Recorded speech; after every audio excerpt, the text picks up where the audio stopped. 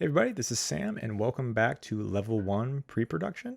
This is going to be Lesson 11. We're going to be going over the minor scale. We are almost there. We've got one more lesson after this one and then we have a kind of a review. I'm going to say this now. These lessons are going to move quicker because again, you already actually have the tools to figure all this stuff out by yourself already. So let's get into it. Okay, so for the lesson overview, we're just going to talk about what the minor scale actually is and what is a relative minor. So, the minor scale is an altered major scale that elicits a different emotional response by flatting the third, sixth, and seventh scale degree. Great, so what does that actually mean? What does that look like? Well, that means if we pop in here real quick and pop up my piano, we can look at this, that we've got a C major scale. So we've got C, D, E, F, G, A, B, C. Easy way to remember that is that whole, whole, half, whole, whole, whole, half pattern, but also there are no sharps or there are no flats. Okay, so that'll be important to understand. Let's listen to it.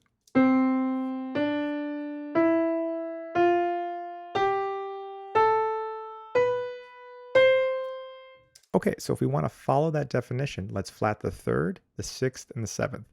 And with MIDI, it's actually quite easy. We could just be on the one. There's our three. Bring it down. Now again, that's that enharmonic equivalent. It says D sharp, but it needs to be a third, so it has to be an E. So that would actually technically be an E flat. Let's go to the sixth, so that'd be 3, 4, 5, 6. Flat it.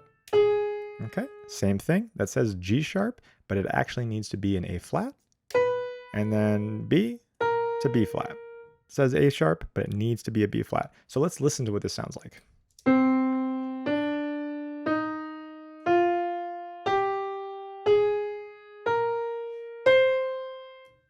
Okay, so super quick, but also super simple because we have this foundation put in place already. Take the major scale, flat the 3, move it down by a half step, flat the 6, and flat the 7. That gives you a minor scale. No big deal. Let's look at some examples of other minor scales. So we have some more examples here, and remember, we are only changing the 3rd, the 6th, and the 7th. So here are our scale degrees, and then we have a major scale, which is going to be A, B, C sharp, D, E, F sharp, G sharp, A. And then we have an A minor scale, which is A, B, C, D, E, F, G. So we took those sharps and we flat them. Now that doesn't mean we're adding a flat, that just means that we're moving them down a half step. And that's an important thing to understand. Now, likewise, we have the B flat major scale and the B flat minor scale. So B flat major is going to be B flat, C, D, E flat, F, G, A, and B flat. However, if we look at the thirds, now we are adding flats because the third here is just a D natural and the third here is going to be a D flat. And the same thing for your 6 and for your 7. It's that simple. And for a reference, look at level 1, lesson 2, lesson 4, and lesson 5. And that just reminds me that you should really be developing these skills and practicing this stuff. Just like 5 minutes a day of just like writing some of these things down or playing them on the piano is going to be super helpful because this type of information is so foundational. It needs to feel second nature. And the only way to really do that is over time and practicing. We will have more lessons in the future on how to practice effectively so you can just get to making music right away. So the question to answer is going to be, is there another way to find a minor scale? And the answer is yes, by using the relative minor. So what is a relative minor? A relative minor is a minor scale that shares the same key signature of a major scale, not to be confused with a major scale, but a major scale, okay? Note, the relative minor of a major scale or a major key is always the 6th scale degree. Again, we can reference level 1, lesson 2 for scale degrees. So here's an example of this. We have the tonic, which is our 1, and then we have our 6th scale degree, which is our relative minor. So if we think back to C major, we've got C, D, E, F, G, A. Oh, there's our relative minor. So our minor scale is actually A, B, C, D, E, F. Remember, it's like a Rolodex. It just keeps going back and forth.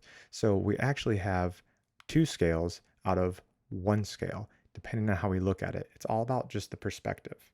So here's that example again. So we've got an A minor scale right here, A, B, C, D, E, F, G, A, and we have a C major scale, C, D, E, F, G, A, B, C. All we really need to focus on is that there are no sharps or no flats. These are actually the same letters, which means we're just putting different emphasis on different things. And this is why context matters, because context gives us the ability to understand if we are in A minor or in C major, because technically they're the same notes, but there's different emphasis put on different notes depending on that actual emotional intention that we have. And here's another example of that using C minor. C minor is going to be C, D, E flat, F, G, A flat, B flat, C. But if we look at an E flat major scale and we count to the sixth scale degree, it's right there, that's C. So C minor is actually E flat major starting on the sixth scale degree.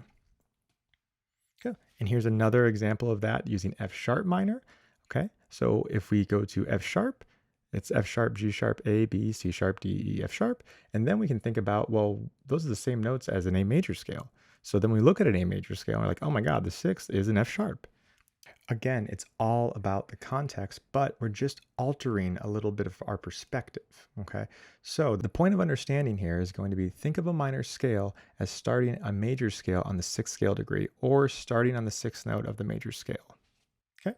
And that being said, the question to think on for the next lesson, what other scales are there and what is a relative major?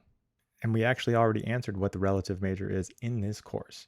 And that reminds me to remind you to always ask questions. Again, a quick lesson, but super powerful. Keep working on this stuff and you'll be able to master music theory in no time.